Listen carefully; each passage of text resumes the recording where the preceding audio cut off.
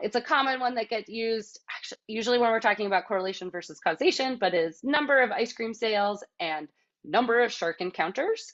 And so we spend a lot of time, like my sixth grader is currently sort of working on this of like, okay, knowing our XY coordinates, how do we plot that point and how do we make sure it's on the coordinate plane and things like that.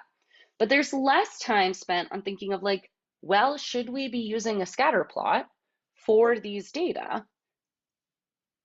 And that is a key part. Like I often will, as he's working through his math homework at night, he'll have to be like, well, am I doing it right? And I'm like, well, what are you trying to do? Why are you using a scatter plot?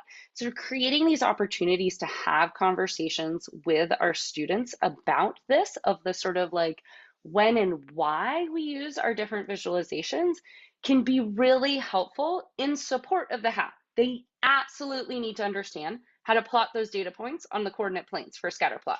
100%. I'm not saying throw that out the window, but we need to also help them realize like we use a scatter plot when we're looking at two numerical variables at once.